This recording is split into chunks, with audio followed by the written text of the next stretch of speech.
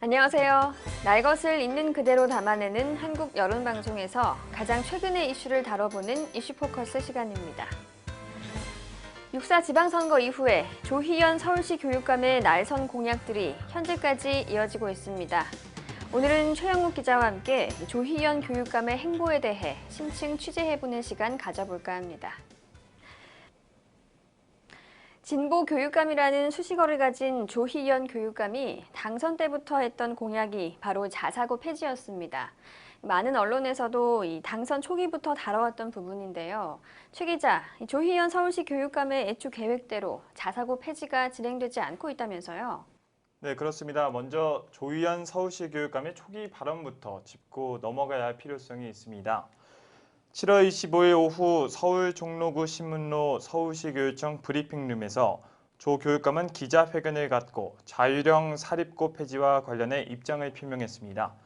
조 교육감은 이 자리에서 자사고 재지정 평가 결과를 2016년부터 적용하며 교육부와 협의해 우수학생 선발권 등 자사고에 부여된 특혜를 축소하겠다는 계획을 밝혔습니다.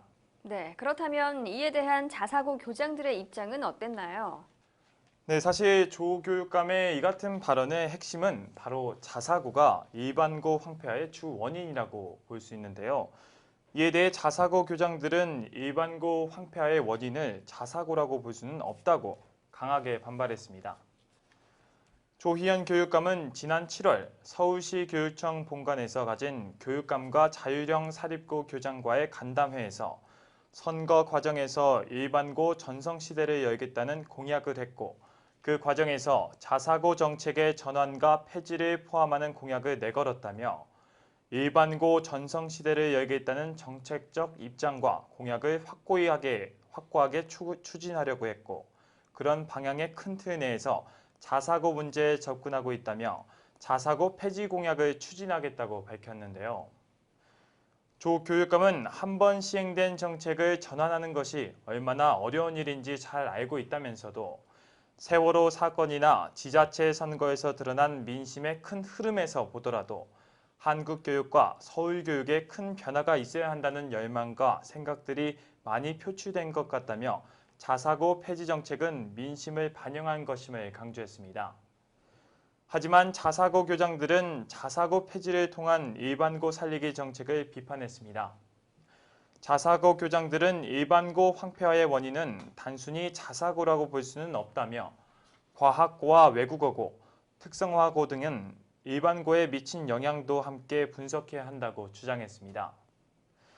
이어 자사고는 교육과정의 자율성과 학교 선택권을 통해 다양한 교육을 할 수 있는 토대를 마련했다며 자사고가 일반고에 긍정적으로 끼친 영향과 성과를 함께 평가해야 한다고 덧붙였습니다. 네, 그렇다면 자사고 교장 측이 바라보는 일반고 살리기는 어떤 내용인가요? 네, 교장들은 일반고 살리기에 대해서는 일반고 나름대로 여건에 맞게 할 수 있는 방안을 모색할 필요가 있다며 일반고의 학습 부진 학생을 위한 직업교육 확대나 교육과정의 자율성 확대 등이 그 방안이라고 제안했습니다. 서울 자사고 연합회장인 김용복 배재고 교장은 교육감에게 자사고가 공교육에 미친 긍정적 영향을 참고하고 만약 자사고 지정을 취소할 경우 학부모와 학생, 동문의 반발을 충분히 고려해달라고 요청했다고 말했습니다.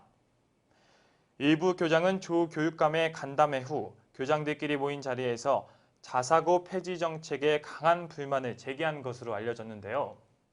간담회에 참석한 한 교장은 일반고가 황폐해됐다는 점에선 동의한다면서도 정상적인 일반고 교장이라면 내 학생을 위해 뭘 해줄지를 고민하지 자사고를 없애달라고 하지는 않을 것이라며 자사고 폐지 정책에 강하게 반발했습니다. 그럼에도 불구하고 조 교육감은 계속해서 이 정책을 추진하고 있다고 하는데요. 일명 일반고 전성시대 공약이라고 하죠. 네, 그렇습니다. 조 교육감은 지난 7월 자사고가 자발적으로 일반고로 전환할 경우 서울시 교육청이 할 수 있는 모든 경제적, 행정적 지원을 아끼지 않을 것이라고 말한 적이 있었는데요. 조 교육감은 자사고 중에서도 정부 지원을 받지 못해 재정적 어려움을 겪고 있거나 학생 충원의 어려움을 안고 있는 학교가 있는 줄로 알고 있다며 이들 학교가 일반고로 전환할 경우 자사고의 학부모, 동문, 학생, 교직원 등 학생 구성원의 만족을 도모하고 일반고 전환에 따라 학교 내부 당사자들이 상대적 불이익을 받지 않도록 최대한 지원할 것이라고 말했습니다.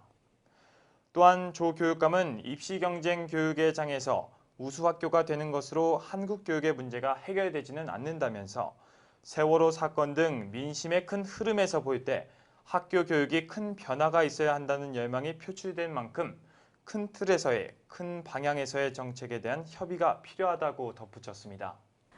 네, 본인이 내세운 공약을 굳건하게 지키려는 교육감의 의견이었습니다.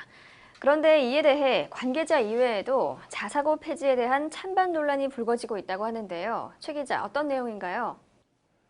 네, 지난 7월 21일 서울 지역 30여 교육, 노동, 시민단체들이 꾸린 특권학교 폐지, 일반학교 살리기 서울공동대책위원회는 자사고 운영 5년 만에 고교 서열화, 그리고 일반고 무력화, 교육 차별 심화, 사교육 부담 가중 등으로 자사고 정책은 실패했다며 조희연 서울시 교육감에게 자사고를 즉각 폐지할 것을 촉구했습니다. 또한 같은 견해를 보이고 있는 민주사회를 위한 변호사 모임의 의견을 보면 자사고 지정 취소권을 쥔 교육감은 교육부 장관과 합의하되 반드시 장관 의견에 따라야 하는 것은 아니며 교육감은 지정 기간을 연장할 땐 공교육 영향평가 등으로 공익을 살펴 재량권을 발휘할 수 있다는 것이라고 밝혔습니다. 이는 교육감은 장관이 동의하지 않아도 자사고를 취소할 수 있으며 자사고 지정기간 연장 여부는 회계 입학 부정 같은 지정 취소 요건보다 완화된 사유로 교육감이 결정할 수 있음을 뜻한다면서 민변 소속 강영구 변호사는 설명했습니다. 서울공대위는 이날 서울시 교육청 앞에서 기자회견을 열어 자사고들이 성적 상위권 학생을 독점하고 입시 교육에 열을 올릴 때 성적이 낮거나 가난한 학생들은 먼 고교로 통학하며 학급당 학생 수가 40명에 육박하는 찜통교실에서 고통받아 왔다면서 조 교육감은 자사고 사업 만료를 선언하고 자사고 재지정을 취소하라고 밝히기도 했는데요. 이 단체는 교육부는 자사고가 등록금을 일반고의 3배까지 받을 수 있게 하고 재정 지원액을 일반고로 돌리겠다고 했는데요. 그런데 교육부와 서울시 교육청은 배제고의 운동부 코치 인건비 4,400만 원 등 서울 자사고 14곳에 2012년에서부터 2013년 인건비와 학교 교육과정 운영비 명목으로 25억여 원을 불법 지원했다며 전액 환수하라고 요구했었습니다. 네, 교육감의 권한으로 자사고를 취소할 수 있다는 점, 그리고 교육부와 서울시 교육청에서 지원한 자금에 대한 내용을 지적했군요. 자, 그렇다면 본격적으로 자사고에 대한 폐지 절차에 대해서 이야기 나눠보도록 하겠습니다. 최 기자, 이 자사고 폐지 절차를 위해서 자사고 평가가 있었다고 하는데요. 다시 한번 평가가 이어진다고 하는데 자세한 내용 전해주시죠. 네, 먼저 언론 측은 자사고 평가에 대해선 이미 예상된 충돌이라고 보고 있었는데 그것이 현실이 됐습니다. 먼저 교육부와의 충돌을 살펴보겠습니다. 조희연 서울시 교육감은 교육부가 서울 자율형 사립고등학교의 재평가에 대해 재량권 이탈 남용으로는 적절치 않다는 입장을 밝힌 데에 대해 지난 6월에 평가가 완료된 것은 아니라며 문제가 없다고 반박했습니다. 조 교육감은 13일 서울시 교육청 청렴대책 관련 기자회견에서 교육부의 입장에 대한 질문을 받고 6월 말 자사고 평가에 대해 전임 교육감이 결재하지 않아 완료된 것은 아니라면서 자문 변호사 다수도 재량권 이탈이 아니라는 판단을 했다고 밝혔습니다. 조 교육감은 교육부의 입장 발표에 대해 황우여 교육부 장관이 균형 잡힌 생각을 갖고 있어 앞으로 협의하면서 존중하는 방향에서 하겠다고 덧붙였습니다. 네, 교육부와 서울시 교육청이 서로 이해가 충돌하는 가운데 이 황우여 교육부 장관이 입장을 표명했습니다. 어떤 내용이었나요? 네, 황 장관은 잘하고 있는 자율형 사립고 폐지는 적절하지 않다. 대학 구조조정을 한다고 지방대만 피해를 봐서는 안 된다. 모든 교육 화두는 관련 주체들과 대화를 통해 합리적으로 풀어야 한다라며 무조건적인 자사고 폐지는 적절하지 않다고 밝혔습니다. 이는 평소 황우여 신임 교육부 장관 겸 사회부 총리가 조정자라는 별명답게 한 이야기라고 볼 수 있는데요. 그는 교육부, 교육감, 학부모 등 잔뜩 날이 선 교육계에서 최대한 소통을 통해 복잡한 실타래를 풀어보겠다고 거듭 강조하기도 했습니다. 네, 조정자로 통하는 황우여 신임 교육부 장관 겸 사회부총리의 행보가 기대가 됩니다. 하지만 아직 이 둘 사이에서 해결되지 못한 부분이 있는데요. 안산 동산고의 자사고 평가 미달로 인해서 자사고 지정 취소가 되었다는데 최 기자 양측의 의견 설명해 주시죠. 네, 먼저 조희연 서울시 교육감의 의견부터 들어보겠습니다. 조 교육감은 이재정 경기도 교육감이 교육부의 안산 동산고에 대한 지정 취소 부동의를 존중해 지정 취소를 하지 않겠다고 밝힌 데에 대해서 법적 자문 결과 지정 취소 권한의 99%가 교육감에 있다는 자문을 받았다며 지난주 이 교육감이 방문해 경기도는 자사고가 한 군데밖에 없어 교육부 의견도 존중하고 싶다고 했을 뿐 교육감의 권한이 없다는 취지는 절대 아닌 것으로 안다고 말하며 이재정 경기도 교육감의 결정에 대해 옹호하였습니다. 조 교육감은 이처럼 자사고에 대한 재평가에 대해 교육부의 입장을 반박하고 강행할 뜻을 밝히면서 앞으로 평가는 예정대로 추진을 계속할 전망입니다. 반면에 황 장관의 의견은 해당 지역 교육감이 지정 여부를 결정하고 교육부와 협의하게 돼 있다면 교육부에선 협의를 합의에 준하는 실질적 협의라는 개념으로 보고 있다며 교육부와 경기도 교육청의 합의를 강조하는 발언을 했습니다. 권한을 중시하는 교육감과 이 원칙을 중시하는 장관의 대립이 어떤 결과를 낳을지 계속 지켜봐야 할 것 같습니다. 한편 이 전교조 미복귀 문제에 대해서도 충돌이 예상되는데요. 최 기자, 자세한 설명 부탁합니다. 네. 서울시 교육청이 법의 노조 판정 후 복귀하지 않은 전교조 전임자들을 당초 임기대로 오늘 12월까지 직권 면직하지 않겠다는 방침을 밝혔는데요. 교육부는 다음 달 1일까지 미복귀한 전교조 전임자를 직권 면직하라는 지침에 변함이 없다고 밝혀 교육당국 간 갈등이 높아지고 있습니다. 전날 전국교육감협의회에서 참석한 17개 시도 교육감들은 진보, 보수 성향을 떠나 전교조에 대한 처분을 교육청에 맡겨달라는 입장을 정한 상태입니다. 서울시 교육청은 25일 직권 면직을 비롯한 특별한 조치는 하지 않겠다며 교사들에 대한 징계와 처벌 등 피해가 발생하지 않도록 12월 말까지 징계하지 않고 기다릴 계획이라고 말했습니다. 조희연 서울시 교육감은 언론 인터뷰에서 현재 전임자 파견 기간이 12월 말이다. 징계를 12월 말까지 미룰 수 있다면 정부도 해고 사태를 막고 문제를 수습할 수도 있다며 시국 선언으로 받은 경징계와는 달리 해고는 중징계 사안이라서 6만 전교조 전체를 적으로 만드는 것이라고 말했습니다. 직권 면직을 미룰 경우 교육부가 엄정 조치하겠다고 밝힌 데 대해서는 그래도 직권 면직 등 특별한 조치는 하지 않을 생각이다. 비를 조금 같이 맞는 편이 낫지 않겠나라고 밝혔습니다. 현재 미복귀한 전교조 전임자는 31명입니다. 교육부는 다음 달 1일까지 직권 면직하고 4일까지 통보하라고 전국 시도교육청에 지시하고 미이행 시 직무이행 명령을 내리고 형사고발도 검토키로 했습니다. 또한 교육청은 교육부 지시가 부당하다고 판단되면 취소 소송을 제기할 수 있습니다. 교육감들은 전날 17개 시도 교육청 모두 전교조 전임자들에 대한 복직 명령을 내렸다면서 교육부가 전임자 복직 명령 이후의 모든 절차와 처분에 관해 교육감들의 판단에 맡겨놓은 것을 촉구한다고 말했습니다. 반대로 교육부 관계자는 교육부는 이미 전교조 미복귀자를 직권 면직하도록 공문을 보냈고 미이행 시 관계 법령에 따라 엄정 조치하겠다는 입장이 달라질 게 없다며 전국교육감협의회나 서울시 교육감의 입장을 반영한 추가 논의는 없다고 말했습니다. 네, 이 전교조 미복귀자의 직권 면직에 대한 의견 역시 갈등을 빚을 것으로 예상되는군요. 다음은 최근 교육계에서 불거진 사학 비리에 대해 알아보겠습니다. 현재 서울 소재 한 고등학교에서 사학비리 내부 고발자가 파면당했다고 하는데요. 최 기자, 자세한 설명해 주시죠. 네, 이사장과 학교 행정실장의 업무상 횡령 배임 혐의에 대해 특별감사를 요청한 서울 성북구 소재 동구마케팅고 국어교사인 안종훈 씨를 학교가 최근 파면한 데에 대해 조희연 서울시 교육감이 격노를 했었습니다.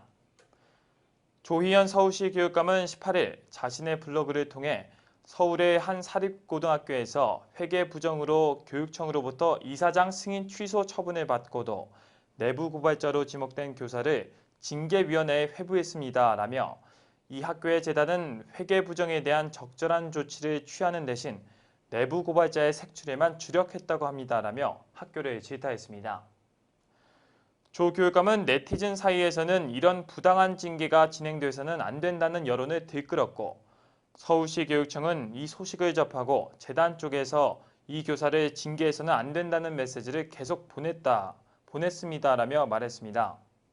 하지만 학교 쪽은 징계를 강행하였고 지난 14일 해임도 아닌 파면 결정을 내리고 당사자에게 통보했습니다.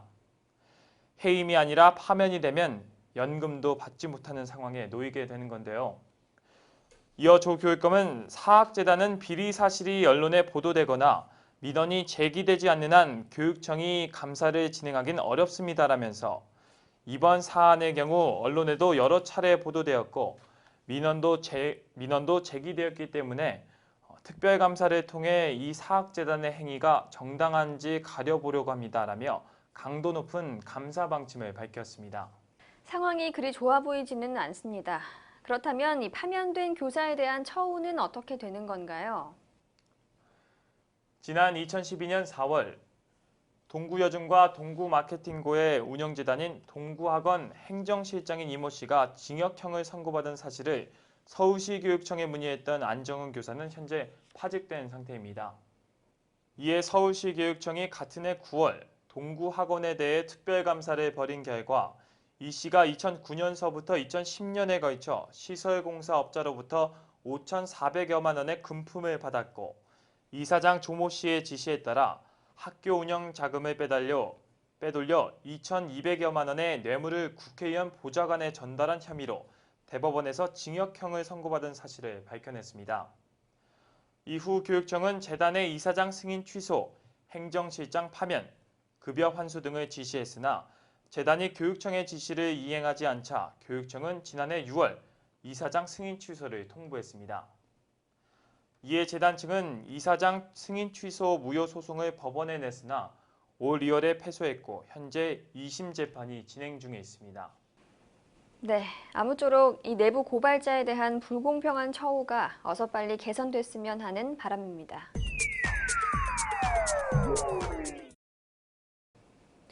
이번에는 서아프리카 지역을 강타하고 있는 치명적인 질병 에볼라 바이러스에 관해 김윤아 기자와 함께 살펴봅니다. 서아프리카 지역에서 에볼라 바이러스가 급속히 확산되고 있는 상황인데요. 제대로 된 치료법이 개발되지 않아 전 세계가 공포에 휩싸였습니다. 김 기자, 먼저 에볼라 바이러스가 어떤 질병인지부터 설명해 주시죠.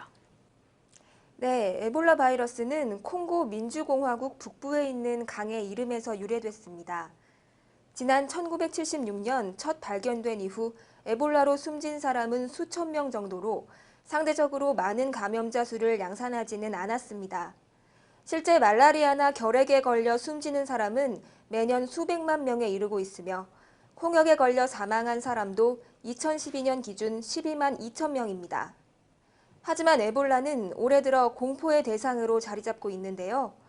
현재까지 에볼라 바이러스가 박쥐를 통해 전파되는 것으로 추정할 뿐 정확한 매개 동물이 밝혀지지는 않은 상태로 예방과 통제가 어려운 실정입니다.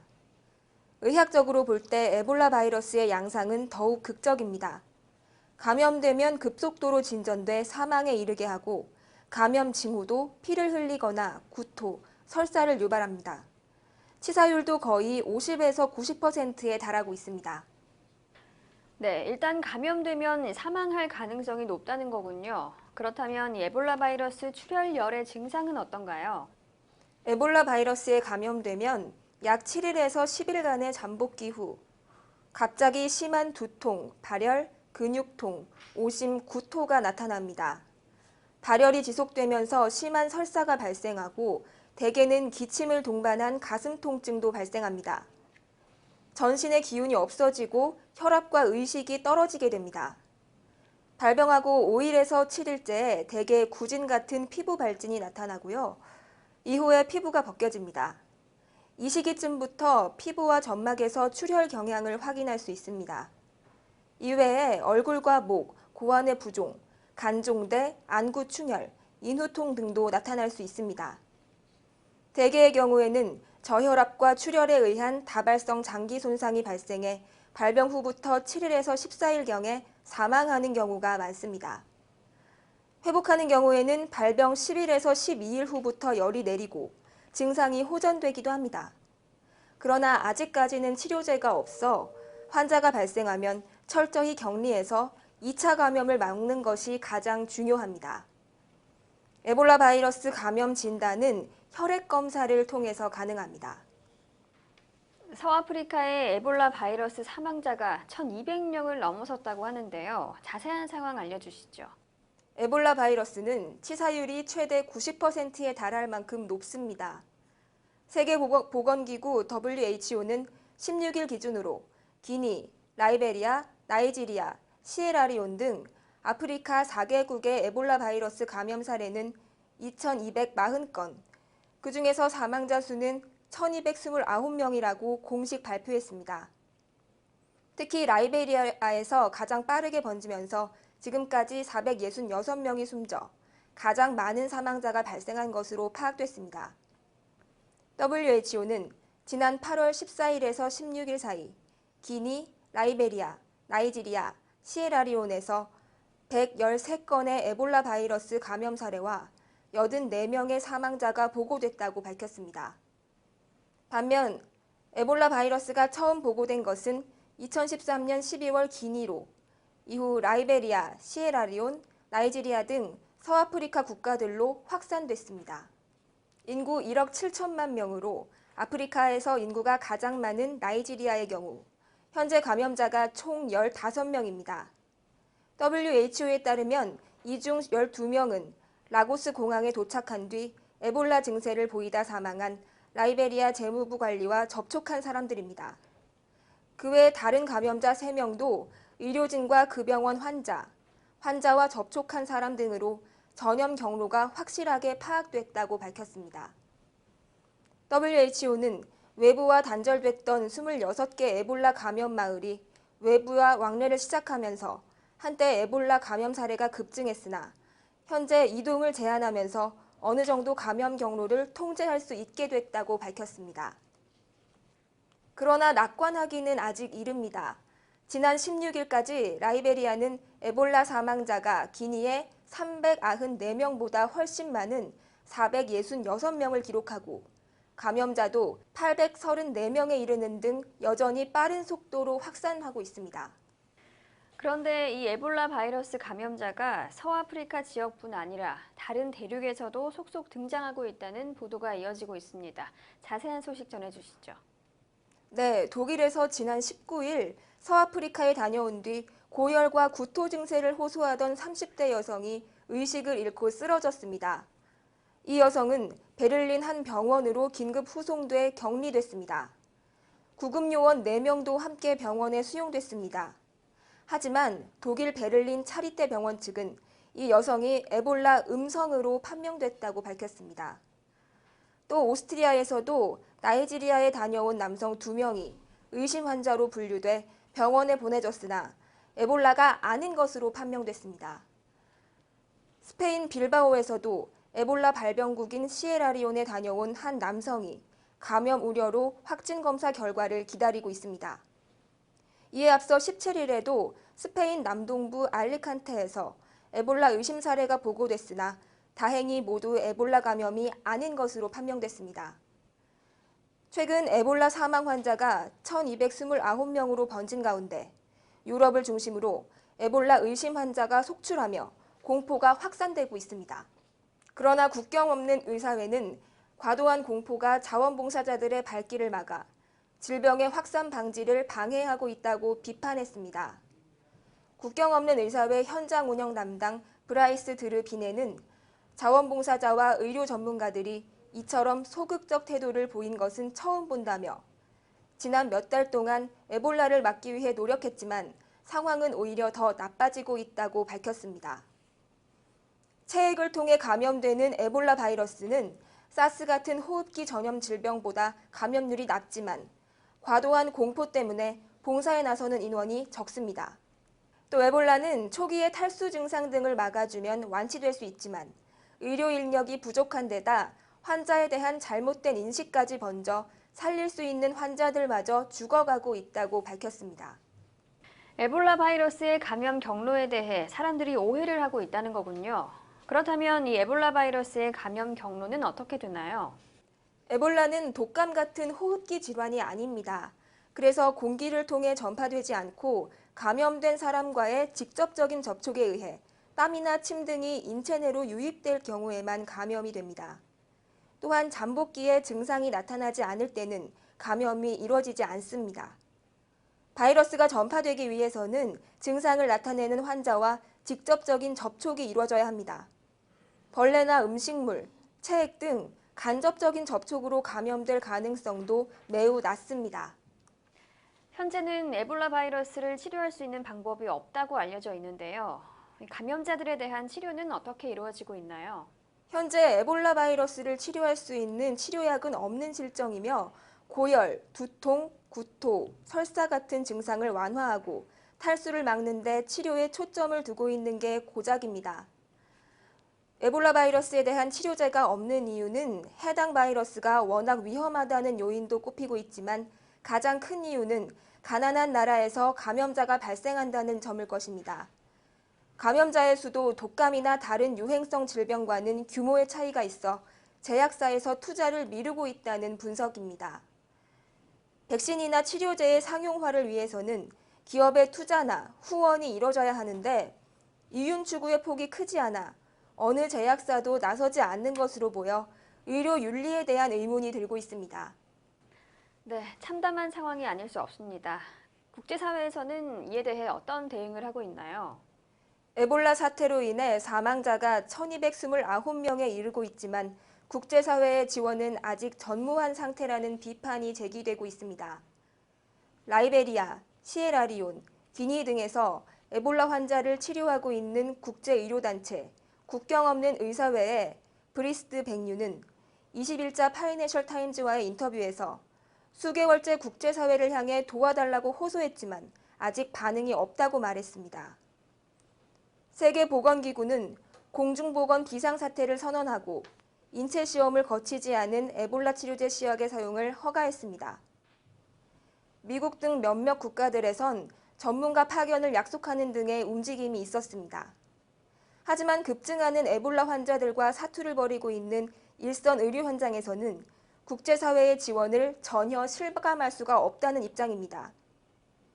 특히 최다 희생자가 발생한 라이베리아의 경우 에볼라로 인해 나라 전체가 붕괴되다시피 했으며 공공의료 서비스가 사실상 중단돼 교통사고 환자가 생겨도 찾아갈 병원이 없는 지경이라고 말했습니다.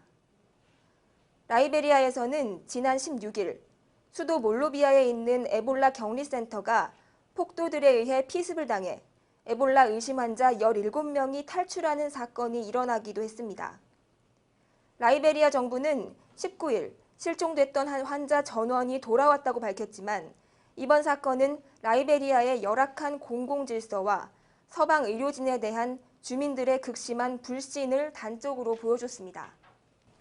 뒤늦게라도 미국 등 선진국들이 치료법 개발에 박차를 가하고 있다는 소식이 들려옵니다.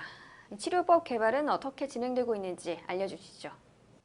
에볼라 바이러스의 확산이 점차 심각해지자 세계보건기구는 최근 임상시험을 하지 않은 에볼라 치료제 시약인 지맵의 사용을 이례적으로 허용했습니다.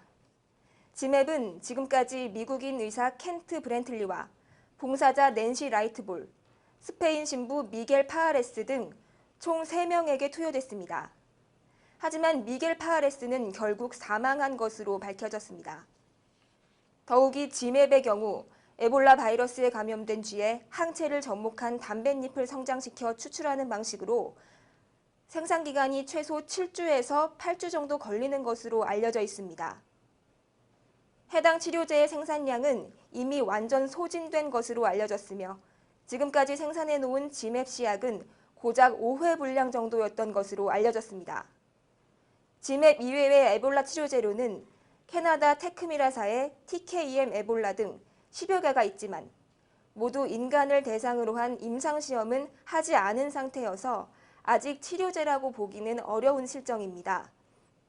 상황이 이렇다 보니 현재 상황을 이용해 가짜 치료제까지 등장한 상태입니다. 뉴욕타임즈에 따르면 나이지리아 보건장관 오니에부치 추쿠는 현지 언론과의 인터뷰에서 라고스에 있는 에볼라 바이러스 감염 환자 8명이 나노실버라는 시험용 에볼라 바이러스 치료제를 받을 예정이라고 밝힌 바 있습니다. 하지만 나노실버를 조사한 결과 그것은 인터넷 홈페이지를 통해 판매되는 미세한 은입자를 함유한 건강보조식품으로 밝혀졌습니다. 이에 따라 세계보건기구와 미국 식품의약국은 가짜 에볼라 바이러스 치료제 및 백신에 대한 주의를 당부하고 나섰습니다. FDA는 현재까지 우리가 승인한 에볼라 바이러스 치료제는 단 한 건도 없다고 전했습니다. 아직 사람을 통한 임상시험조차 실시하지 않은 상태라는 거군요. 이렇게 이 에볼라 바이러스 치료제 개발이 늦어지는 이유는 뭔가요? 에볼라 바이러스가 전 세계적으로 발생하지 않고 아프리카 일부 국가에서만 발생을 하다 보니 백신 개발이 더디게 진행되고 있습니다. 존 애슈턴 영국 공중보건연구회 회장은 에볼라 바이러스가 이렇게 확산, 방치되고 있는 이유가 가난의 문제라고 지적하기도 했습니다. 그는 에이즈를 예로 들었는데요. 에이즈의 경우에도 발생 초기에는 무시하고 있다가 선진국 사람들이 에이즈에 걸리기 시작하자 치료약 개발이 시작됐다는 겁니다. 그의 말대로 만약 선진국에서 에볼라가 발병했다면 치료제가 빨리빨리 개발이 됐겠죠. 그만큼 현재 선진국들의 대응이 소극적입니다. 지난 2003년 8월 미국 국립알레르기 전염병 연구원 백신 연구센터에서는 에볼라 백신 개발에 대해 긍정적인 성과를 보고한 바 있습니다. 연구센터는 쥐와 침팬지에 주사로 약을 투여한 결과 상당한 효과를 거뒀다고 밝혔습니다. 또한 2005년에는 캐나다와 미국의 과학자들이 원숭이 12마리를 대상으로 한 백신 동물 실험에 성공했다는 소식도 있었습니다. 이를 통해 에볼라 바이러스 백신 치료제 개발은 곧 상용화될 것으로 관측됐었습니다. 하지만 현재 에볼라 바이러스가 기승을 부리고 나자 임상을 거쳐 개발된 백신이나 치료제는 찾아볼 수가 없습니다. 또한 임상을 진행하고 있다는 소식조차 없습니다. 다른 유행성 질병과 규모의 차이 때문에 수익을 거둘 수 없는 질환이라 제약사에서 개발 및 투자를 미루고 있다는 의견이 제기되고 있습니다. 미국의 다국적 제약사 관계자는 에볼라 백신 개발은 수익성을 보장하지 못하면서도 시간과 노력과 비용이 많이 든다며 바이러스 자체가 위험하기 때문에 실험 설비나 실험실을 갖추는데도 많은 비용이 든다고 설명했습니다.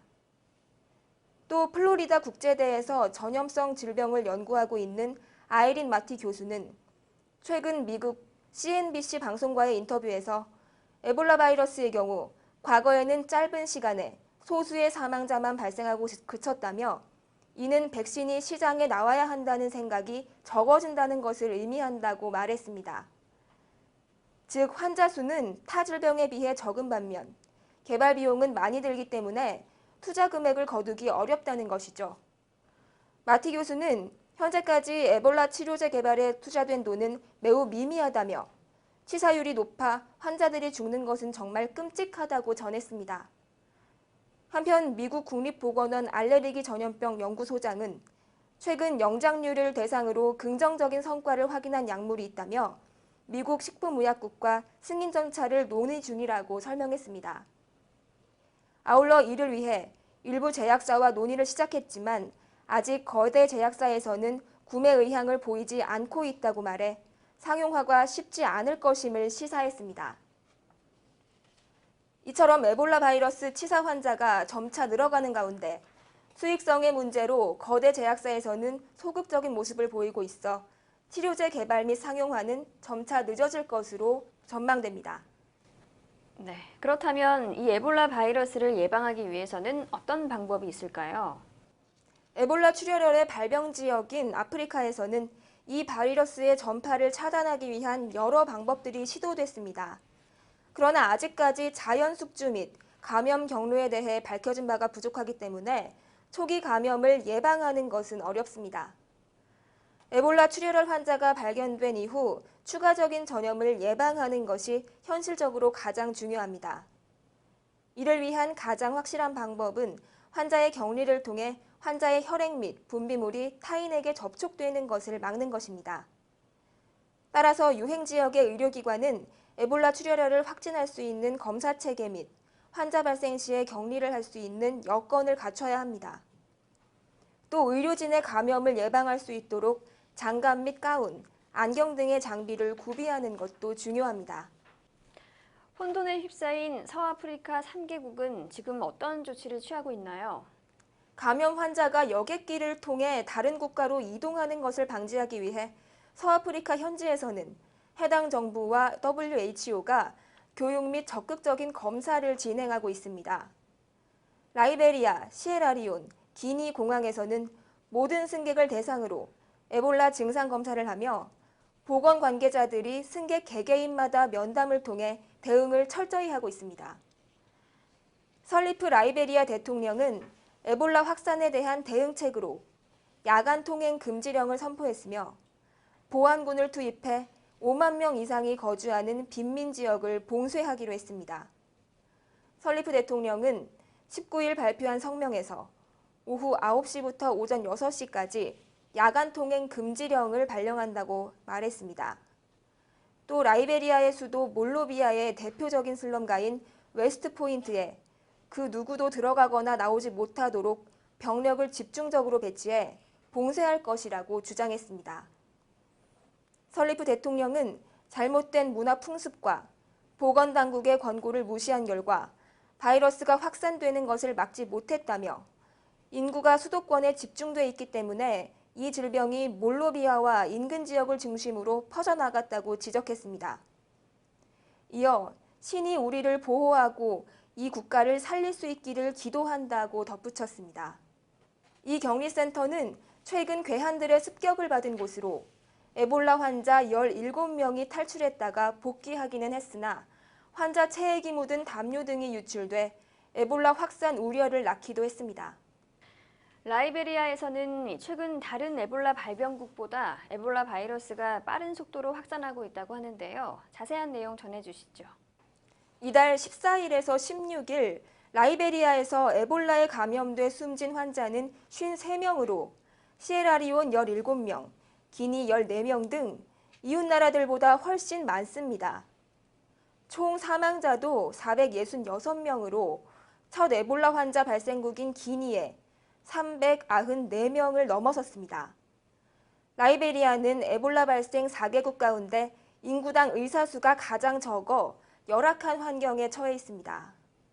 라이베리아 정부는 최근 성명에서 에볼라 환자가 집중적으로 발생한 북부 로파 지역에 시신을 담을 비닐백은 물론 소독제와 방호복 등 물자가 거의 떨어졌다고 밝혔습니다.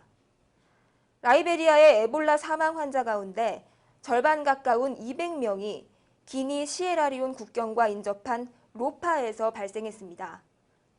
이런 가운데 나이지리아에서 추가 사망자가 발생하고 시에라리온에서는 의심 환자 200명이 더 나오는 등 에볼라 사태는 좀처럼 진정 기미를 보이지 않고 있습니다.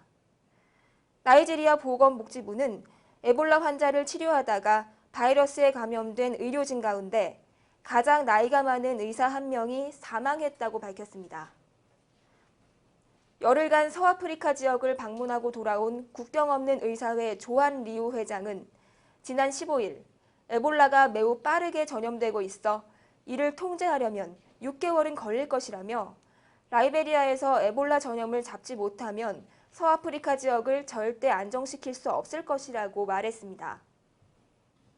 WHO는 서아프리카의 에볼라 바이러스가 다른 곳으로 전파되지 않도록 일부 도시 주민들의 이동을 금지하는 등 대응 체계를 더욱 강화하고 있다면서 이들 지역에 세계 식량기구를 중심으로 식량과 필수품을 공급하고 있다고 밝혔습니다. 한편 라이베리아에서는 에볼라의 확산으로 치료센터가 바이러스에 걸린 사람들이 죽으러가는 장소라는 인식이 높아졌습니다. 많은 에볼라 감염자가 치료센터에 가지 않고 집에 숨기도 합니다. 또한 폭도로 변한 주민들이 보건부 직원들을 공격하는 사례도 늘어나고 있습니다. WHO는 에볼라 바이러스에 대한 통제가 아직 이루어지지 않았다며 일부 긍정적인 신호도 포착됐지만 이 질병이 다른 지역으로 확산할 가능성을 완전히 배제할 수는 없다고 밝혔습니다. 현재 우리나라에 또는 한국인의 에볼라 발병 사례는 있는지, 또 질병관리본부에서 조치하고 있는 대책에는 어떤 것이 있는지 알려주시죠. 현재까지 우리나라에는 에볼라 바이러스 감염 환자가 없습니다. 또한 한국인의 에볼라 발병 사례도 보고된 바가 없습니다. 하지만 질병관리본부는 지난 4월부터 에볼라 바이러스 대책반을 구성해 운영하고 있으며 에볼라 출혈열 국내 유입 대비 대응 지침을 수립해 전국 검역소, 시도 및 시군구 감염병 담당 부서에 배포했습니다. 각 발생국가 입국자에 대한 추적 조사도 실시합니다. 또한 해외 여행객을 대상으로 전국 국립검역소 및 해외 공관 등을 통한 진단검사 가동 준비를 완료했습니다.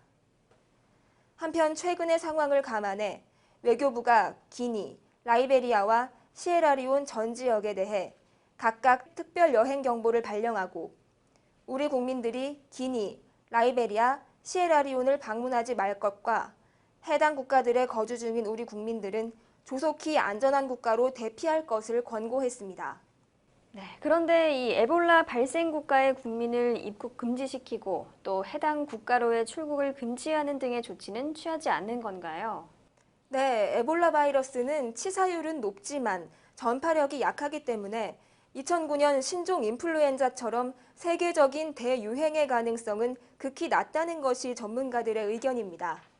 이런 가운데 우리나라에서 에볼라 바이러스 발병국인 라이베리아 출신 남성이 사라져 관심이 쏠리고 있습니다.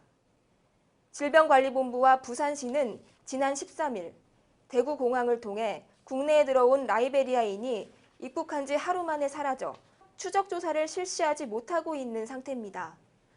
또 질병관리본부가 국회 보건복지위원회 소속 인재근 의원에게 제출한 자료를 보면 21일 오전 4시 기준으로 에볼라 출혈열 발생 국가에서 머물다 입국한 사람은 모두 322명인 것으로 알려졌습니다.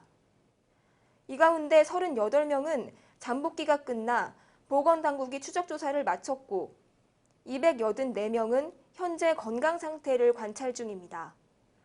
입국 국가별로는 기니 21명, 라이베리아 12명, 시에라리온 25명, 나이지리아 226명이며 이 가운데 내국인은 185명, 외국인은 99명입니다. 이에 에볼라 출혈열 발생국에서 입국한 외국인의 위치 확인을 보다 강화해야 한다는 주장이 제기되고 있습니다. 인 의원은 공항이나 항만 검역소를 벗어난 이후에는 보건당국이 유선으로 건강 상태를 관찰하기 때문에 언어 문제 등 의사소통에도 한계가 있다며 외국인 모니터링에 대한 별도 대책을 마련해 대상자의 위치를 정확히 파악하고 통역 문제를 해결해야 한다고 말했습니다. 네, 질병관리본부의 앞으로의 대책에는 어떤 것이 있을까요? 네, 우리나라 질병관리본부는 해외 에볼라 출혈열 발생 동향에 대해 지속적으로 모니터링을 실시해 실시간으로 정보 수집 및 대책을 마련할 것이라고 밝혔습니다. 에볼라 발생 국가 입국자에 대한 추적 조사도 지속적으로 실시할 예정입니다. 우리나라 질병관리본부는 향후 WHO 회의 결과를 토대로 국제 공조를 추진해 나갈 예정입니다. 하지만 질병관리본부의 부실한 관리 및 대응 사실이 밝혀지면서 논란이 되고 있습니다. 에볼라 바이러스 개인 보호 장비를 대사관 직원에게만 배포하고 교민과 파견 근로자는 지원 대상에서 제외한 것입니다. 김용익 국회 보건복지위원이 질병관리본부로부터 받은 에볼라 출혈열 의심 환자 접촉 방식에 대한 회신 공문에 따르면 지난 7월 30일 질병관리본부는 서아프리카 3개국 대사관 및 교민 등 우리 국민들의 보호를 위해 개인보호 장비를 지원하라는 공문을 발송했습니다. 이 공문에는 보호복, 마스크 및 장갑 등 1,200개의 개인보호 장비를 해당 대사관 및 우리 교민들의 전염 예방에 적극적으로 활용할 수 있도록 조치해달라는 내용이 포함되어 있었습니다. 질병관리본부가 외교부로 공문을 발송한 7월 31일은 에볼라 출혈열 환자가 1,323명에 이르고 729명의 사망자가 발생한 시점이었습니다. 그러나 질병관리본부는 공문 발송 후에도 별다른 조치가 없다가 김 의원이 문제를 제기하자 일주일 뒤인 8월 6일에 돼서야 뒤늦게 외교부로 보호장비를 발송했습니다. 외교부는 이틀 뒤인 8월 8일 세네갈 대사관과 나이지리아 대사관에 보호장비를 지급한 것으로 확인됐습니다. 그러나 자세히 확인한 결과 외교부는 지원받은 개인 보호장비를 대사관 직원에게만 지급하고 에볼라 발생국과 교민과 파견 근로자들에게는 지급하지 않은 것으로 확인됐습니다. 질병관리본부와 외교부가 에볼라 바이러스 발병 4개월 후에서야 개인보호장비 지원 결정을 한 것도 문제지만 대사관 직원들에게만 지급하고 교민과 파견 근로자는 제외한 것은 자국민의 보호라는 정부의 책임을 방기한 것이라 주민들의 우려는 커지고 있습니다. 네, 지금까지 전 세계를 공포에 몰아넣고 있는 에볼라 바이러스, 그리고 이 사태에 대처하는 국제사회의 모습에 대해 알아봤습니다. 김 기자는 이번 에볼라 바이러스를 취재하면서 어떤 생각 들었나요? 네, 저는 선진국들의 적극적인 대응이 부족하다는 게 아쉽습니다. 경제적인 논리에 의해서 살 수 있는 사람들이 살지 못하고 죽어가는 현실이 안타깝습니다. 사실 미국이나 영국 같은 선진국에서 에볼라가 발병했다면 치료약이 벌써 수십 년 전에 개발됐을 것입니다. 에볼라의 치사율이 높은 것도 현재 나와 있는 치료제가 없어서일 뿐일 것입니다. 지금은 홍역이 쉽게 치료되는 질병이지만 예전에는 홍역에 걸려서 많은 사람들이 죽었던 것처럼요. 에볼라 사태로 가난할수록 평균 수명이 짧다는 WHO의 연구 결과가 여실히 입증된 것 같습니다. 선진국들이 돈이 아닌 휴머니즘의 가치를 두고 지금이라도 에볼라 바이러스 치료제가 신속히 개발되었으면 하는 바람입니다. 네, 김 기자 말처럼 이 에볼라 바이러스 치료제가 하루빨리 개발되고 또 보급되어서 서아프리카 지역의 고통이 하루빨리 끝날 수 있기를 기대해 봅니다. 날 것을 있는 그대로 담아내는 한국 여론방송 이슈포커스 여기서 마칩니다. 시청해주신 여러분 고맙습니다.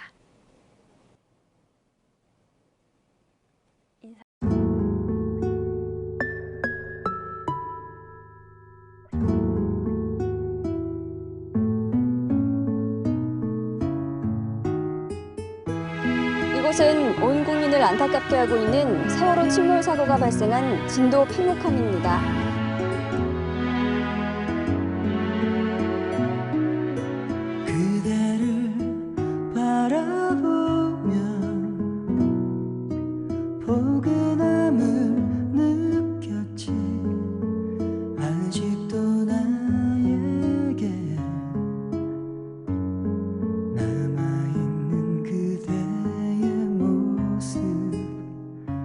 나의 맘 고요하게 해